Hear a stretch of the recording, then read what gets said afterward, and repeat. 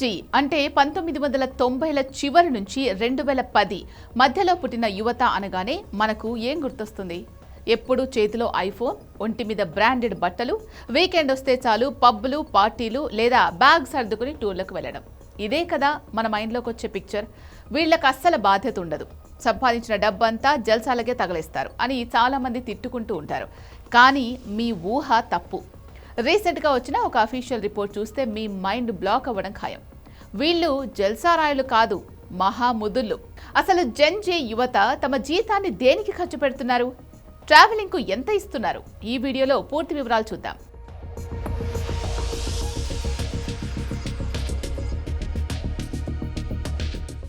అసలు మ్యాటర్లోకి వెళ్తే సాలరీస్ అనే ఒక ప్రముఖ ఫైనాన్షియల్ సంస్థ మన దేశంలోని సుమారు 5,20,000 మంది ఉద్యోగస్తులైన జెన్జీ యువత యూపీఐ లావాదేవీలు నిశితంగా పరిశీలించింది. ఒకటో రెండో కాదు, మిలియన్ల కొద్ది ట్రాన్సాక్షన్లను స్టడీ చేసి ఒక షాకింగ్ రిపోర్ట్ ఇచ్చింది. మనం అనుకునే లగ్జరీ లైఫ్ స్టైల్కు వీళ్ళ రియల్ లైఫ్ స్టైల్కు అస్సలు సంబంధమే లేదు.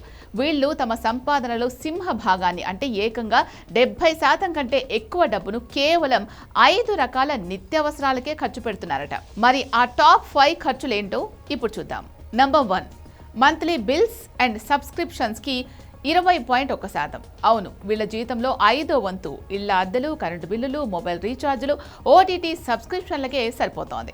నంబర్ 2, నిత్యావసరాలు గ్రాసరీస్కు 15.7%. హోటల్ తిండి కంటే సొంతంగా వండుకోవడానికో లేదా ఇంటికి కావలసిన సరుకులు కొనడానికే వీరు ఎక్కువగా ఇంపార్టెన్స్ ఇస్తున్నారు. నంబర్ 3, ఫైనాన్షియల్ సర్వీసెస్కు 12.2%. ఇక్కడే ట్విస్ట్ ఉంది.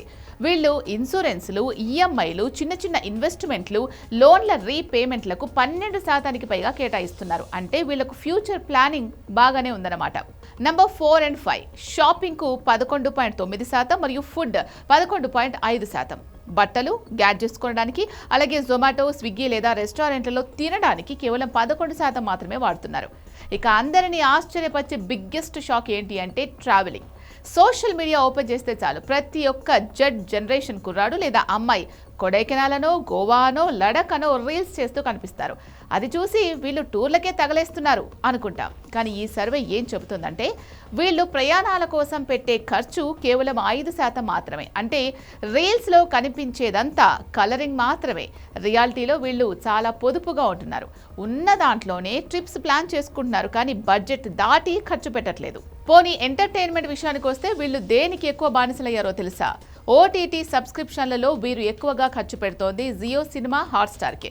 దీని షేర్ 12.4% ఉంటే నెట్ఫ్లిక్స్ 10.7%, స్పాటిఫై 5.6% ఉన్నాయి. ఇంకో ఇంట్రెస్టింగ్ మ్యాటర్ ఏంటి అంటే 18 నుంచి 23 ఏళ్ల వయసున్న జెడ్ జనరేషన్ యువత నిత్యావసరాలకు 50% ఖర్చు పెడితే, అదే 24 నుంచి 29 ఏళ్ల వయసు వచ్చేసరికి బాధ్యతలు పెరిగి ఆ ఖర్చు 59%కి చేరుతోంది. అంటే వయస్సు పెరిగే కొద్దీ వీళ్ళు మరింత మెచ్యూర్డ్గా మారుతున్నారు. ఇప్పటి వరకు మనం అనుకున్న బ్రాండెడ్ జెడ్ జనరేషన్ ఇమేజ్ వేరు, అసలు నిజం వేరు.